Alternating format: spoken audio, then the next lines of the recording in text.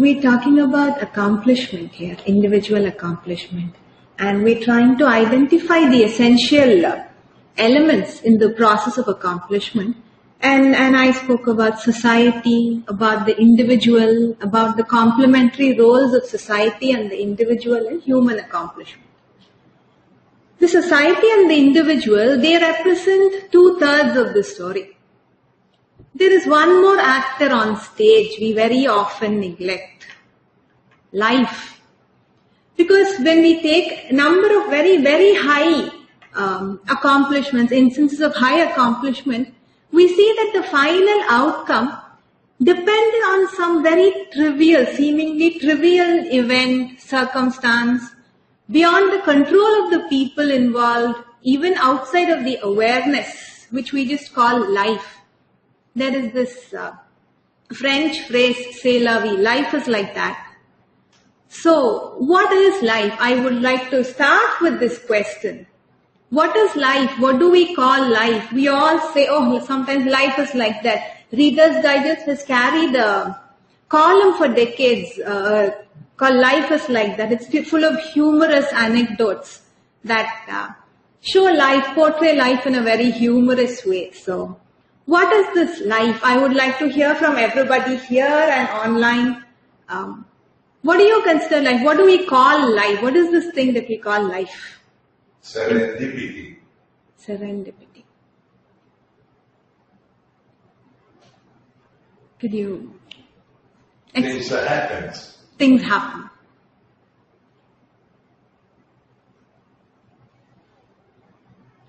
You know, that, by the way, that reminds me, because I forgot about the Reader's Digest column. I used to read it as a kid. I loved it. It was really well done. But now I remember there was an incident reported in Reader's Digest. I don't know whether it was in that column or not. There was a couple of, this was in Latin America. There were people working on the building of the railways in Latin America.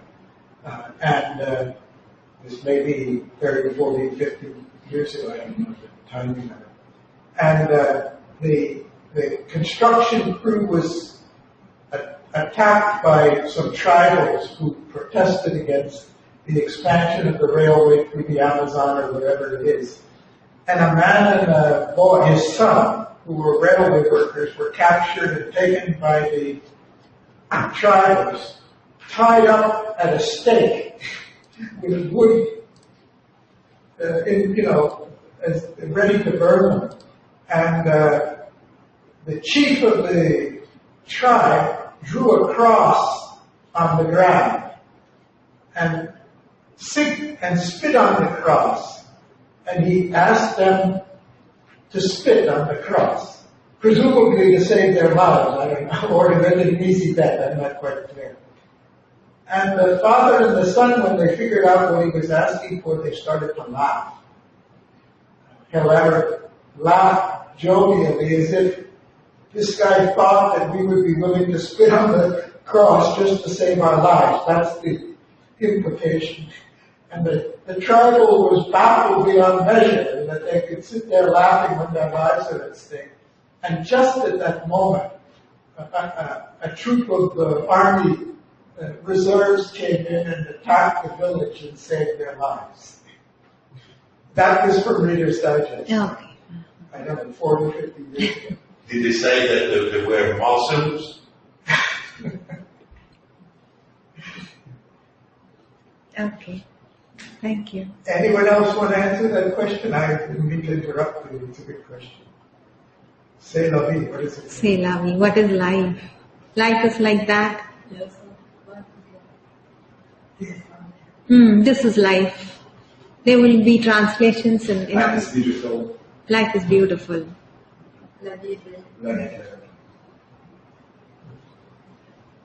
Okay. So, we all know, we see so many wars. Even now, we've read so much about it. There are so many things that go into a war, in planning for a war. So much that determines the outcome of a war. How can a war, the outcome of a war, victory or defeat, depend on 3 cigars? What will 3 cigars ever have to do with victory in a war? There's a very interesting story about the American Civil War. It was fought over the question of slavery because the states in the South, the Confederacy, they wanted the continuation of slavery. The North, the Union led by Abraham Lincoln, they wanted to abolish slavery, unify the country, free all the slaves, give equal rights to the African Americans in America, in USA. And but then the Union Army, it was severely handicapped by the lack of information. They didn't have sufficient information about the Confederate Army, where it was, the strength of the army, which division was where. All this because of insufficient information. The Union Army was severely hampered. Till a soldier found 3 cigars. What will cigars ever have to do with victory in the battle? This Union soldier, he went out in the battlefield near his army camp. He found a package on the ground and he got curious. He went, he picked it up, and he was happy he did because it contained 3 very good cigars inside. They're all away from home, battling in all weather, and to find 3 cigars was such good luck. And he was just about to throw that paper away, the one in which it was wrapped. Before throwing it away, he just glanced at it. It was covered in very neat handwriting, and right on top was the heading, Headquarters, Army of Northern Virginia. Now this belonged to the enemy camp. And so he got curious. Thankfully the man was literate, he was able to read, and he bothered to look at the paper without getting distracted by the cigars.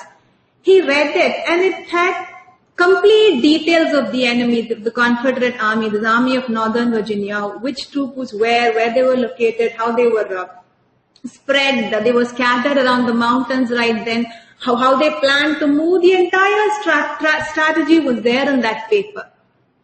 This was a golden opportunity for the Union Army. They had been looking for information and they found it.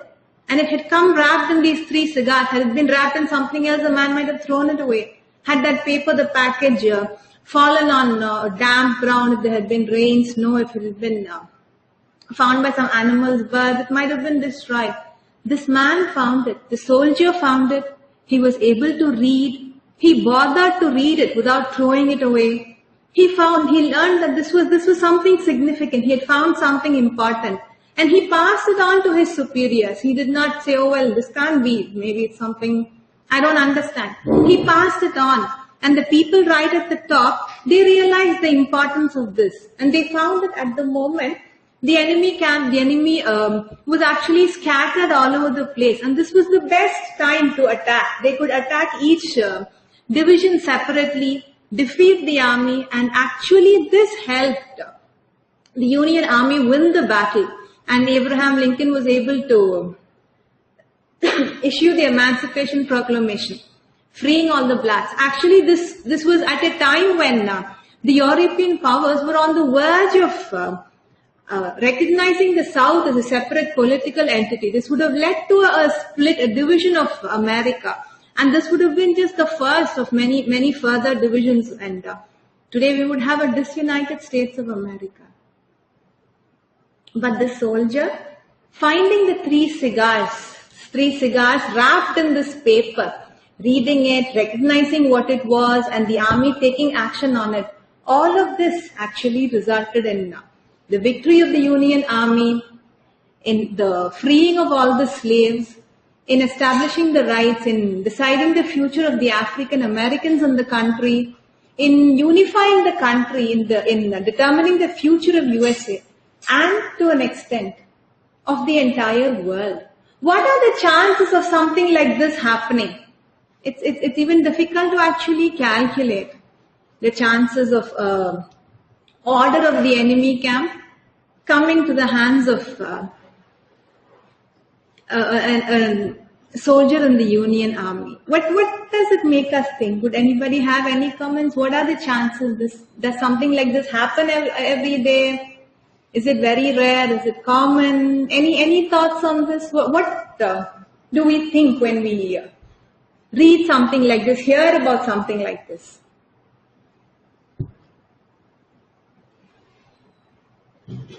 We smile, we marvel, we say, oh wow, that's amazing. How do such things happen? They make us smile, they make us marvel, they make us wonder. We say, oh, c'est la vie, that's life. During this module, I would like all of you to think about some incident like this in your personal lives, in history, in your country, something that you know, something that has happened to somebody you know, something you read about somewhere, something so amazing. The chances of it happening were so small, but they still happened. And they went on to decide the future of maybe one person or maybe an entire country, like in the case of these 3 cigars. We hear of things like this, a chance meeting between 2 people who later on go on to marry, or something that we missed very narrowly, maybe by a few millimeters. Sometimes we know we missed it. Sometimes looking back, we see that, oh, at that time, this is what I missed. Any incident like that makes us wonder, how do such things happen? What is this thing called life?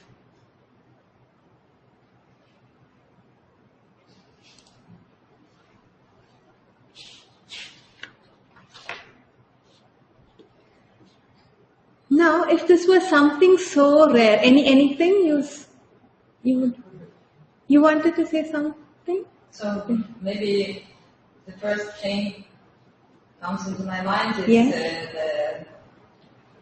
the situations when something happens by chance. That, for example, the person missed the flight, and afterwards he learned to know that the flight crashed. Right. Example, what a miracle that this only person from all of the board of the passengers, or vice versa, somebody boarded on the plane in the last seconds and then it's crushed. Right. This is called chance. Chance. But nothing happens by chance in our life. Oh, Compared to that. That's great. Nothing happens by chance. Right? Anything you would like to say about life, chance, any incidents like this, amazing incidents, chance meetings? Do think about it. And when it comes to mind, please share it with us. Okay, we'll wait. Janani? Yes. Janani, I have some comment. Oh, please, go ahead. You see, in the book Freedom at Midnight, written about Indian independence, I came across a very curious information that roughly matches the kind of examples you are asking for. When Pakistan wanted to capture Kashmir, they felt their army was not in a position to attack India right now, as they were just in the transitional phase of organizing their own country. Okay. So they decided that a secret team of Pathan tribals from the India-Pakistani border should be organized to go for a raid into Kashmir territory. Okay. And that the whole operation should be kept secret from the Indian government and the Kashmiri government. Accordingly, they nearly mobilized some 1,500 Pathan tribals to go and raid across Kashmir. The tribals said, let us first blow up all the telecommunication links so that nobody gets information about the raiding party coming. Okay. And they blew up all the telegraph lines laid out on the side of the road. The telegraph as well as telephone lines.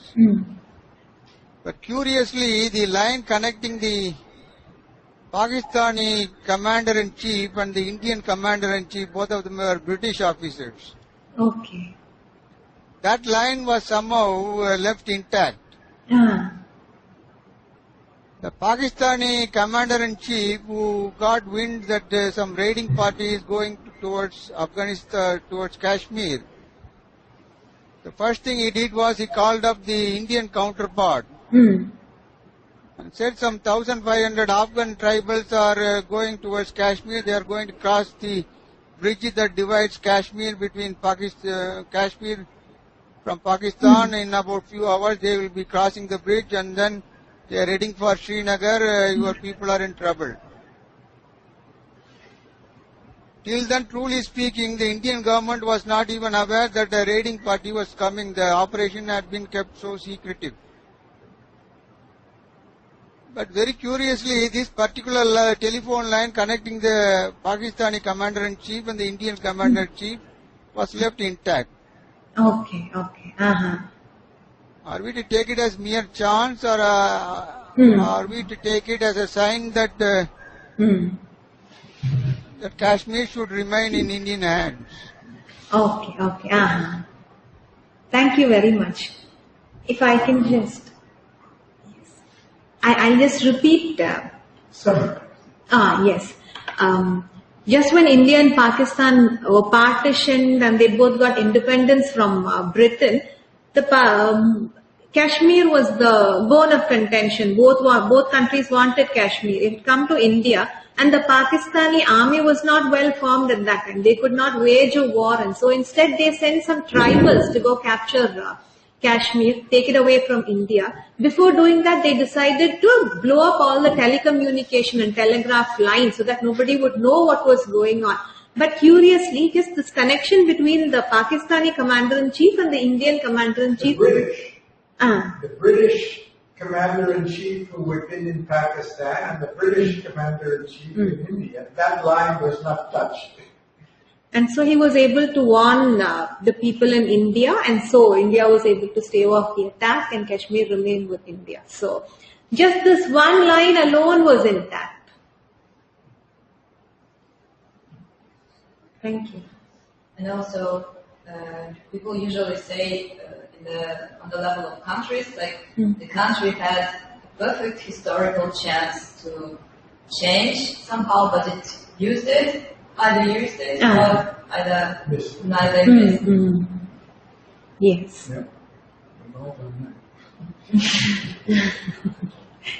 Yes.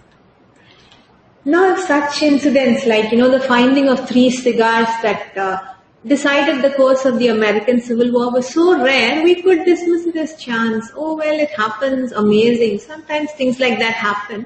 But then if we look at history, we find a number of such incidents. We just heard one now about Indian history. This has happened all through actually. When during the American War of Independence, Washington and his entire army at that time, they consisted of 10,000 soldiers. They were trapped in Brooklyn and they had to cross the East River. And all through the night, the soldiers were crossing the river in boats. And Washington said, I am going to be on the last boat. After all my men crossed, I will cross on the last boat. And it was early morning and the British were just stirring awake. If they see, they will destroy the entire army right there. But suddenly a fog rose. It covered that part of the East River. And Washington and the last few soldiers who were on this side, they were able to cross the river. Otherwise, the American War of Independence might have ended in the first year. At that time, there would have been a setback. The British were only a couple of hundred yards away. They just didn't know because they were being so quiet. And if they had seen it, there was absolutely no defense. They would have been all just blown out of the whole army. That was the whole army at that time. Great. And a much wider expanse of water was crossed by 300,000 men at a very, very critical juncture. It was later on called the miracle at Dunkirk. In the Second World War, 300,000 of the Allied soldiers, British, French soldiers, they were trapped in this region of Dunkirk on the coast of France. The German army was just 20 miles away. The Air Force was bombing the region. The English Channel had these German warships, the submarines, and it looked like this entire Allied force here would be destroyed by the German forces. And Churchill said, okay, let's evacuate, let's bring all these people over to England into safety. But then in the beach, in the English Channel, they were exposed. The German bombers were overhead and they would have destroyed this entire force.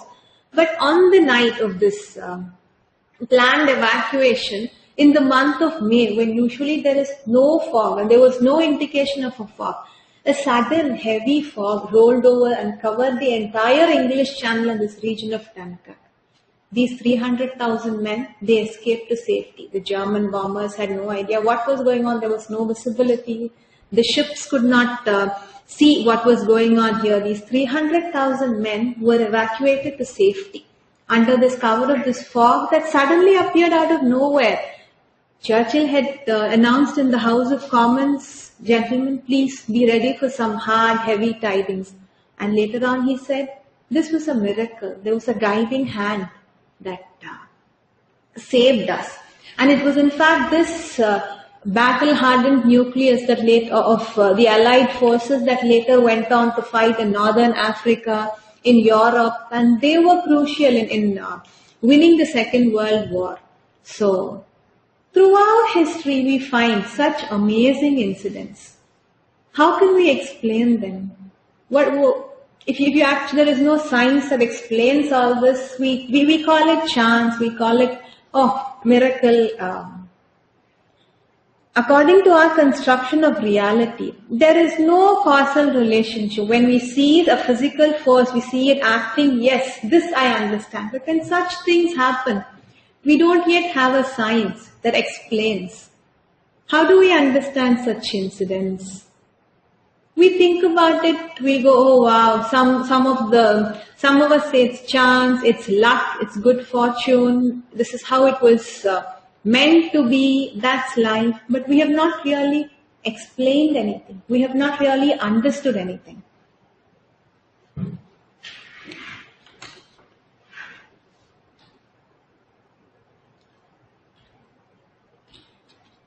So, what if there's another explanation? We know about gravity. The force of gravity, we know it is there because we see the results. But we have actually not explained it. We have not understood what exactly it is, where it comes from, how it operates. We all know that we are on the ground now, we're not floating in air. And because of this we say, yes, there is gravity. But actually we have not really explained. We don't know how it operates, we don't see it. We know that everything obeys this law of gravity. That's why we are all on the ground now. We're not all floating, everything, all the objects are here. But just like that, what if life has a character? We know that all of us, human beings, we have a character. We all act in characteristic ways. What is common to everybody? All of us, we call it human character. What is common to just a few people?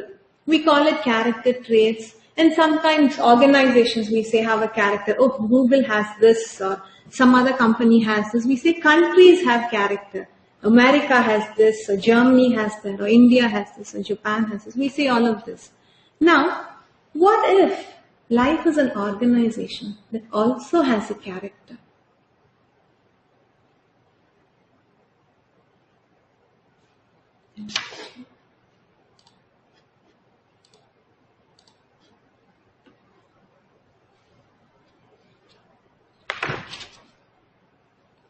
What would we have to do in order to understand this, to understand life?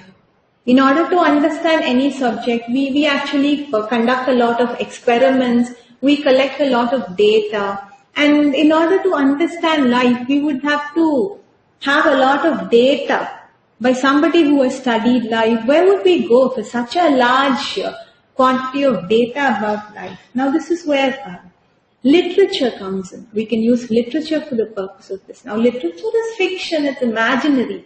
How can it actually tell me anything about real life? We're talking about life, we're not talking about imagination. Now, if you try to write a story, no matter how fantastic one's imagination is, one's creativity is, it's not possible to write something that is not true to life, true to our own lives. We might have read it, we might have experienced it, we might have seen it happen to somebody else, we might have read about it somewhere, we might have seen it happen. Any great writer is a seer of life. When we write, if we attempt to write a novel, even if we describe 10 different characters, there will be something of us in each of those characters. If we really look at it, something of us will be in each character. We will be able to identify entirely with one character or with part of a character. Even if we describe a villain, we might have somebody we don't like in mind while describing that person. We may even give them the same name or a similar name. So literature is always true to life. There is a reason why people have been reading, quoting Shakespeare for 500 years now. One of his greatest works, Hamlet, it has this incident where Hamlet is being sent to England by his uncle, who's now become the king. The uncle has murdered Hamlet's father, and now he is sending Hamlet to England to be killed. He sends a message saying, the message says that it is basically Hamlet's death sentence. Hamlet doesn't know at first. He's on the ship, and when he reads this message, when he learns that he's actually going to England to get killed, suddenly his ship is attacked by a pirate ship. And in the battle that ensues, Hamlet is separated from his companions. He gets onto this pirate ship, and the pirates, when they see who he is, they offer to take him back to Denmark, and he is saved. And he goes on to take to avenge his father's murder. Now, why would Shakespeare write something like this? The Indian sage Sri Aurobindo, he said Shakespeare was not merely a great poet; he was a seer of life. Why does that happen? He's on the ship, he's going to England. Suddenly, when he finds out the purpose, what he can expect when he goes to England, suddenly this pirate ship comes. The pirate ship doesn't destroy everybody, doesn't kill everybody, it actually saves Hamlet's life. Why would Shakespeare use an idea like this? What does this show about life? Does it show something that we still haven't understood yet about life?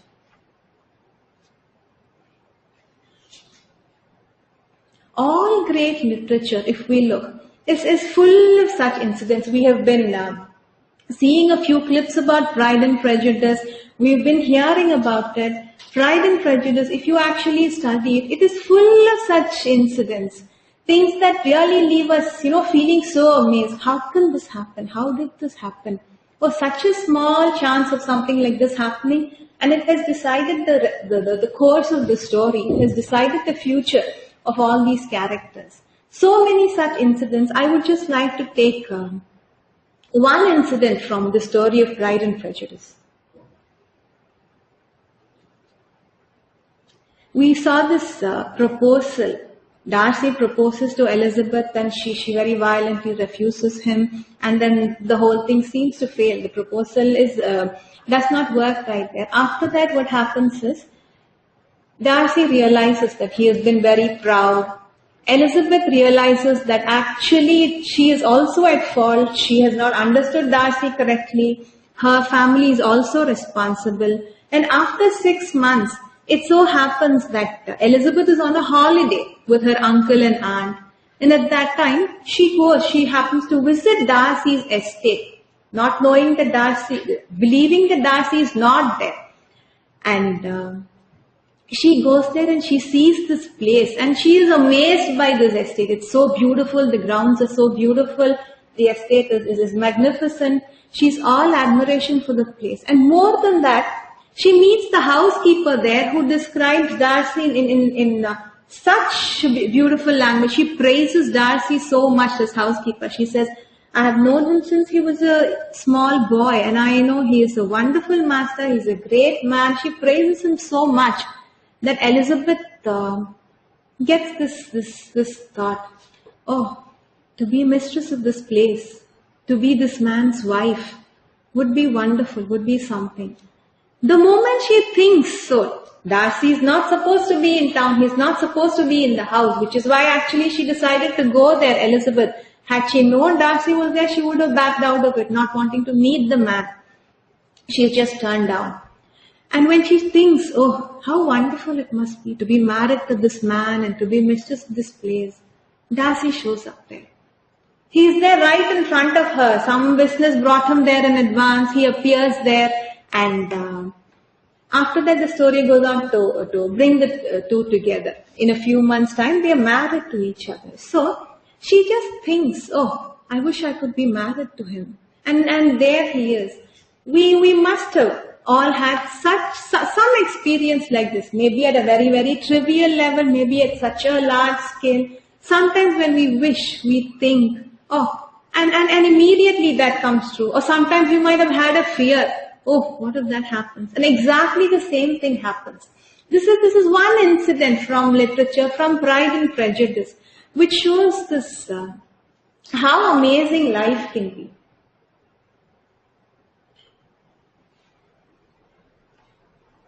I've put some quotes here from very, very high achievers, people who have achieved at a very high level. And I'd just like to read a few of these. All of these people have accomplished at such high levels. Benjamin Franklin, one of the founding fathers of the US, he has said, diligence is the mother of good luck. So if you work hard, that creates, that generates luck, he has said. All of these people, US General Douglas MacArthur, the best luck of all is the luck you make for yourself. We just we saw Tom Watson's quote yesterday. You can take away everything from me. Give me only my organization. I'll be back on top. Emily Dickinson, the poet, says, fortune's expensive smile is earned. She says it's possible to earn fortune's smile. And this Augustine Mandino, the American author, he says something more profound. Each misfortune you encounter, it carries in it the seed of tomorrow's good luck.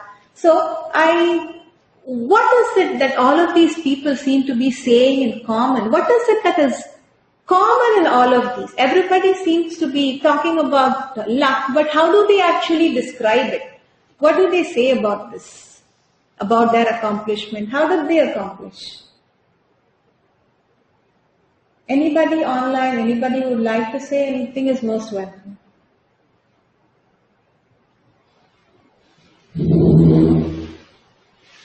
That what we call good luck, sometimes is sizing the occasion. Exactly. This is in fact, yes. One of the quotes here is from the US TV personality, Oprah Winfrey, and she says, luck is preparation meeting opportunity. So when you're already prepared and you see the opportunity, when you immediately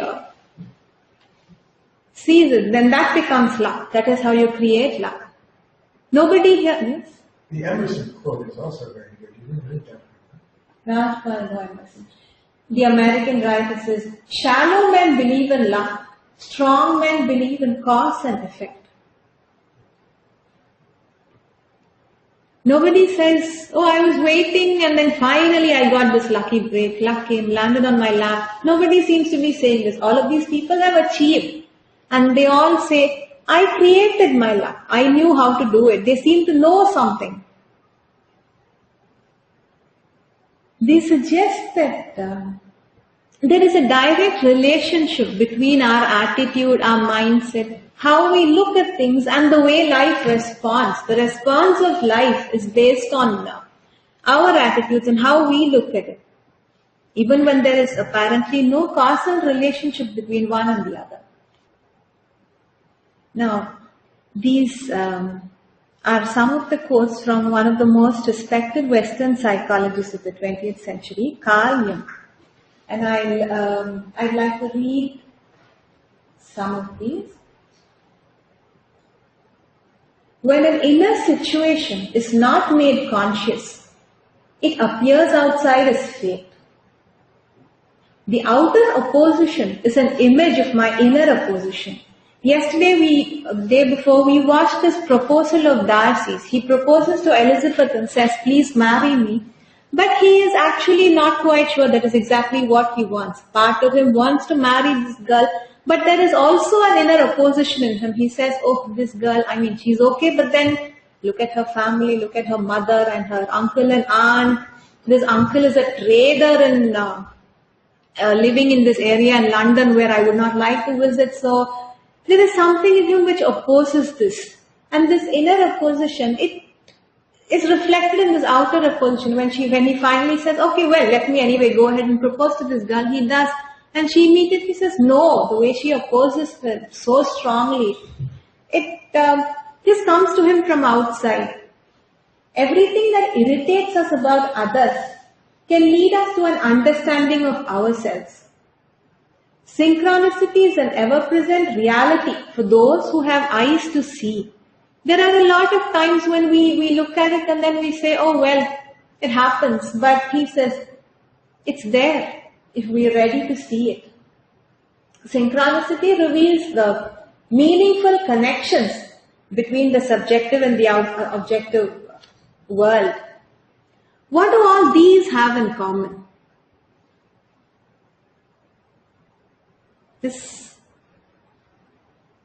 He doesn't say, oh well, things just suddenly land up. They don't. In all of these quotes, there's something in common. They all seem to say that there is a relationship between our inner attitudes, our subjective consciousness, and the response that we get from other people,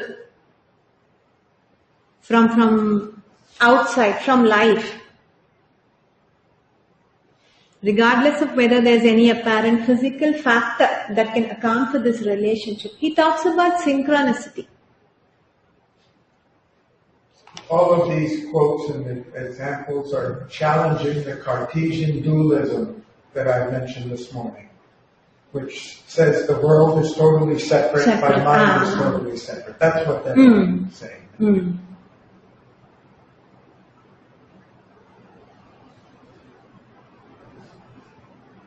We must have experienced this in different ways. The 3 cigars and the Civil War, or the fog at Dunkirk, which saved the 300,000 men.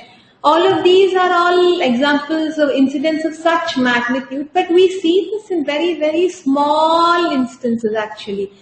In fact, there was one experience I just had recently, last week before I came here. I wanted to ask you, you had already been here at IUC before, and I wanted directions.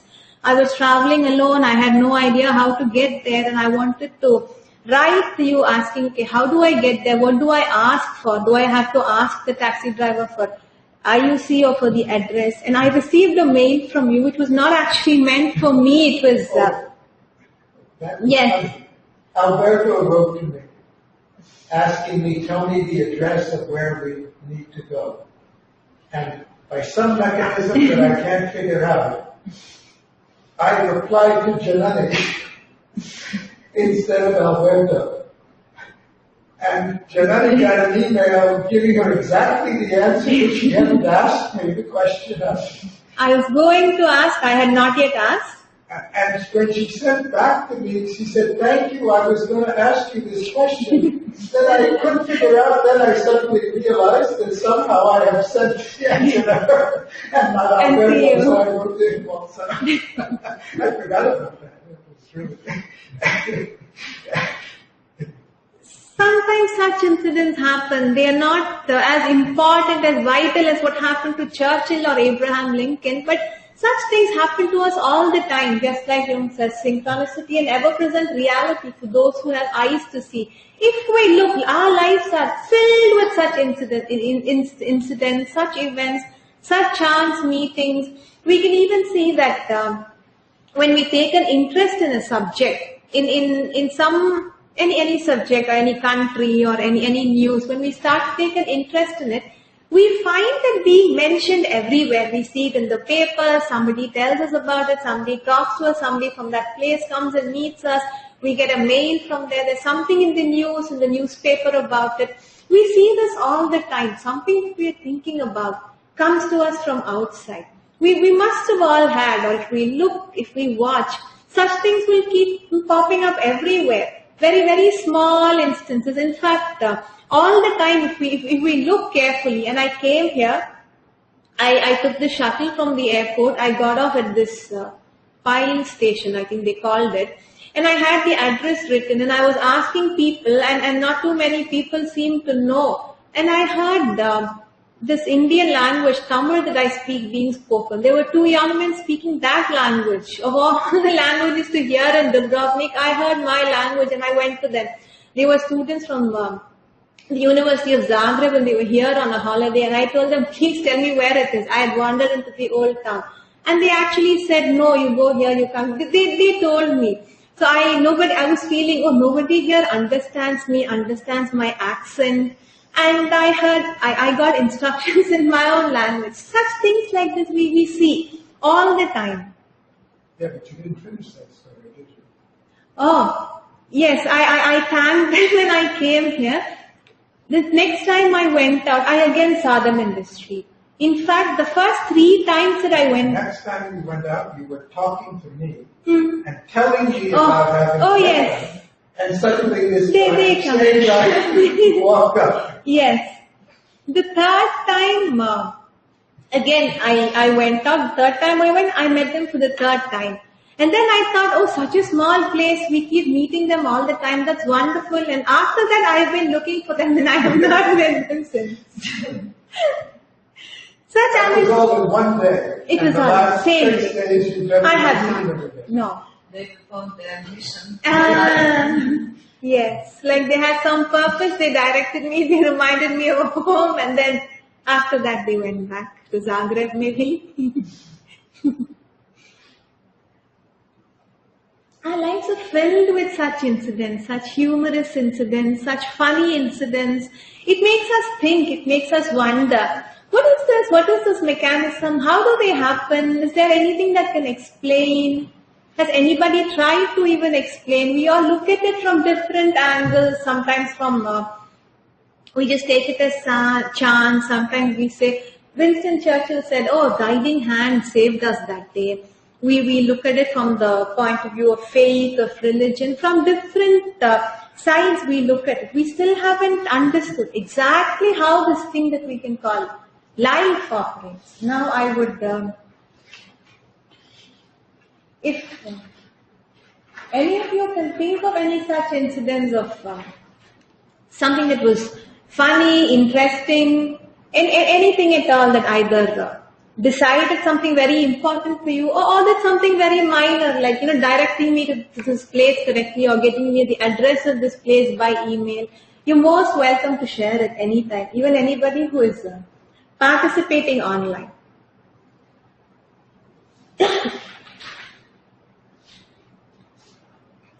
When we consult traditional wisdom and spiritual literature from around the world, we find the same idea expressed in different forms, trying to explain life. Excellence is never an accident. This is from Aristotle. It's always the result of high intention, sincere effort, intelligent execution. Can you repeat it? I couldn't hear it. This is a quote from Aristotle. Excellence is never an accident. It's always the result of high intention, sincere effort, intelligent execution. It represents the wise choice of many alternatives. Choice, not chance, determines your destiny. So he seems to be saying the same thing which all the high achievers said. Nobody said, oh, it was chance, it happened to me by chance. He says choice determines it. So we seem to have some choice in deciding whether we want excellence or we're okay with anything mediocre. That was Aristotle. There is this, Taoism is this philosophical, religious tradition of Chinese origin. And it says that when we are in harmony with nature, with the natural order of life, we are always successful. Everything goes smoothly for us when we are one with the will of nature. There is this Indian concept of karma which is very famous. Actually, contrary to popular belief, this Indian concept, what we call karma, does not mean life punishes us. Oh, if you're bad, life punishes you. Or if you're good, life rewards you. It's not a principle of moral retribution like it is, commonly understood. It's something far more profound actually. According to ancient Indian philosophy, life is an ocean of energy in equilibrium. And any human action which disturbs this equilibrium, life responds. Life responds to this for our action. It is like, Newton's famous law, every action has an equal and opposite reaction. He described that for the physical sciences. And this Indian concept, it describes it for all of life. any action, it involves not just our physical movements, even a thought, even a feeling, even an impulse. It's a psychological act and it releases the forces of life. Very often we see that the vibration that we put up attracts the same vibration from life. One very clear example we see is fear. When we are scared of something, when there is fear, it seems to attract that same vibration from life. If we look back, we will be able to think of some such incidents where we were scared something would happen and that very exact thing happened and people who were not worried about it, who were not thinking about it at all, did not get it at all.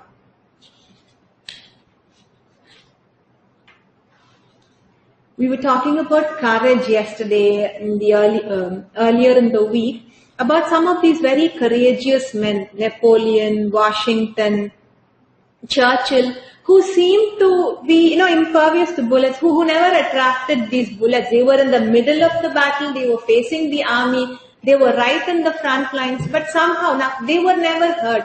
Washington in a battle, he had 2 of his horses shot out from underneath him.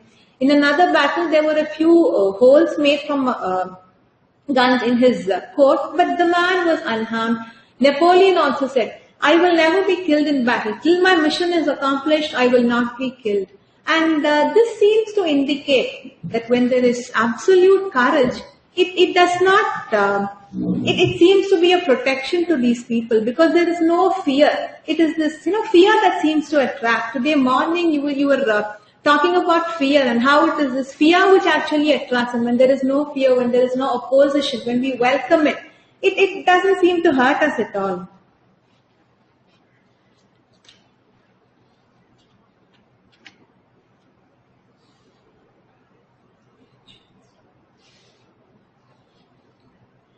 So, before I come to any conclusion or make any statement such as this is how it works, I would like to have all of us wonder at how such incidents happen. There are many such instances, things that decide the course of war, things that decide the course of our lives, things that decide maybe just the course of the day or of the particular small event that is going on at that time. How such things happen, the small chances of something like that happening, like the finding of 3 cigars in the battlefield wrapped in a paper which had the complete movements of the enemy, or something so trivial, finding the right person at the right place who tells us that exact information that we want. And we find that life is full of such amazing instances. So, I would like, yes please.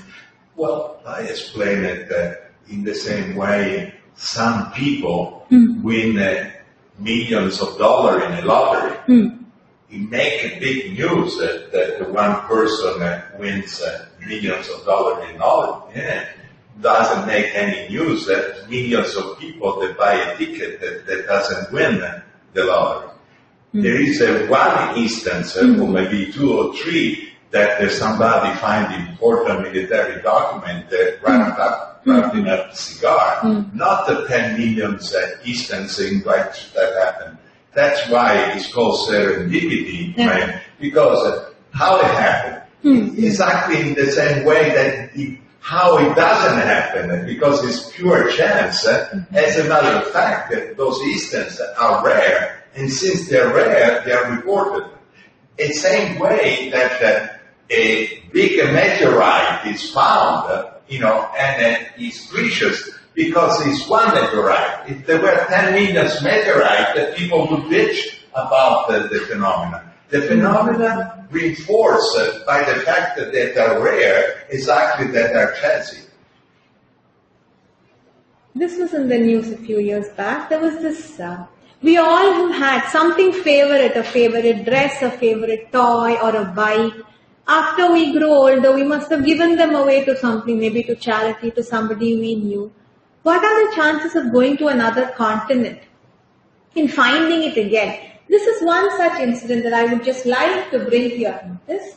There was this girl, Jacqueline, a 12-year-old girl living in Virginia.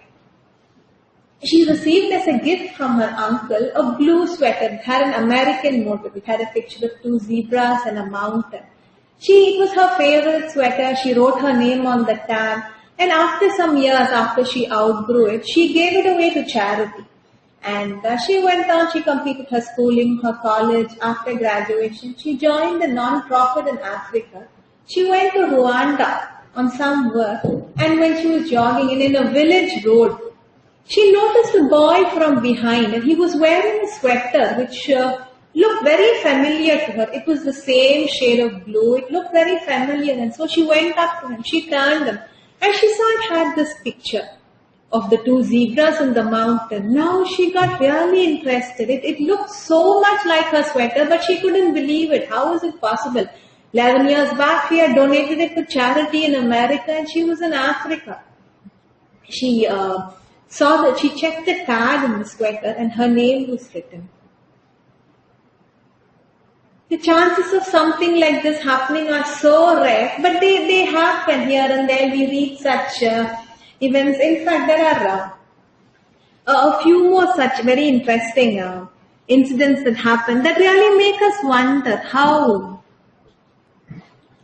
There was this whaling captain, and George's restaurant. He lost his daughter. He was always on the ship. Once there was this ship that sank, and there were some survivors. This man survived, and he couldn't find his daughter. He kept searching for her for 10 years. And finally, as a last-ditch effort, when he went to Paris, he said he was going to consult a fortune teller. She was very famous for finding such things. And this lady said, yes, come. My magic mirror will reveal all. And she went, this captain, he went to her, he took one look at the magic mirror and said, wait, don't look into it. Tell me more about the mirror. Where did you find it? Because it was a mirror that he had gifted his daughter. And she said, well, actually, I bought it from a diver. It looked very good, and so I thought I'd use it. And so this captain, he located the diver, and he said, where did you get this mirror? And the diver said, I found it in the wreck in the Indian Ocean. And so this man went to that region, and in an island there in the Indian Ocean, he found the daughter. So this magic mirror, which was to reveal all, actually told the man where his daughter was. And literature is full of such events, history is full of such events, and our lives are filled with such events. And so I would just like for all of us to pause and to look at such things, to wonder at them, to ask ourselves, how, why, is there some way we can understand? In India, this could be there in other places as well. There is this tradition that we must only say good things, auspicious things, and not use even some words like snake after dark. We discourage from using them. It might actually attract the snake. There is this, call it faith, call it superstition, that we must always, say good things, auspicious things, because anything that we say has a power to come true. And I would...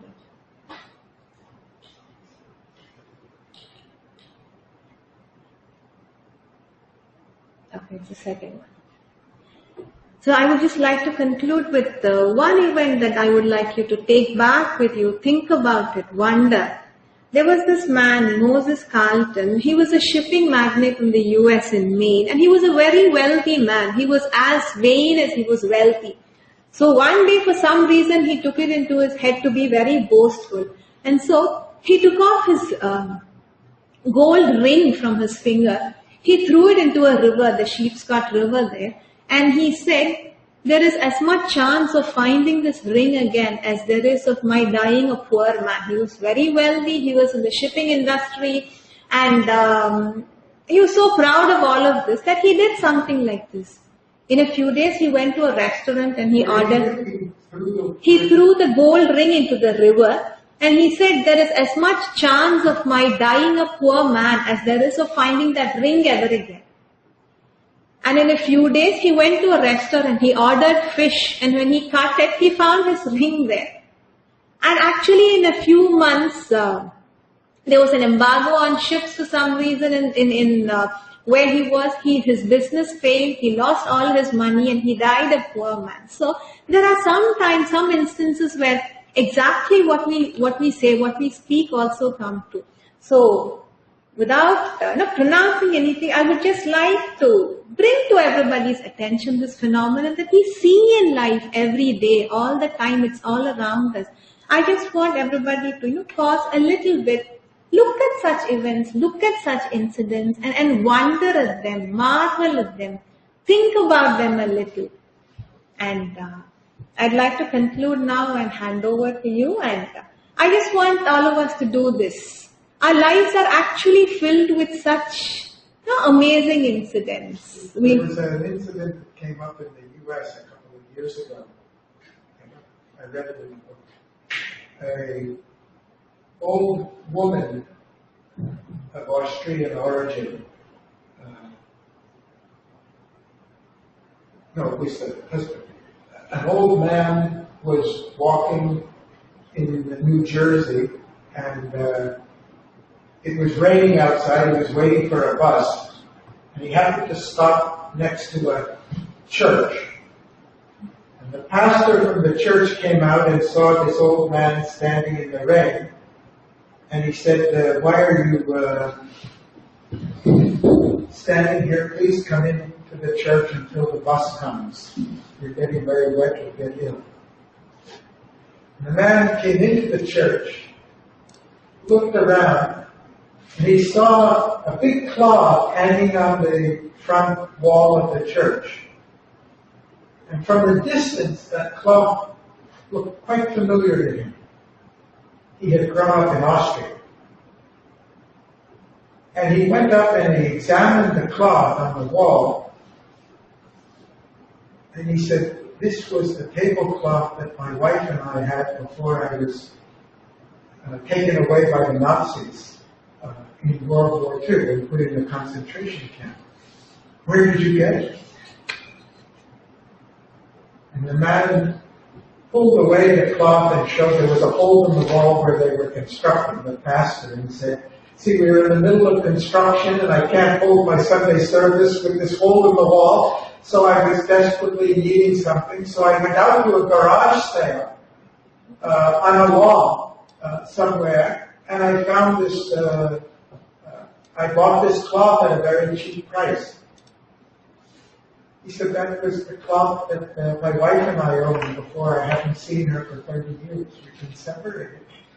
The pastor got his car and drove straight to that house with the old man, and they got reunited after 30 years.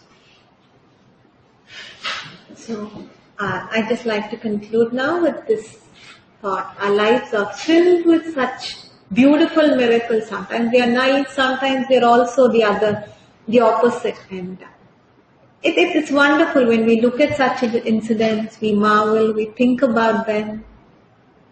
I'd like all of us to pause and give it more thought than we normally do.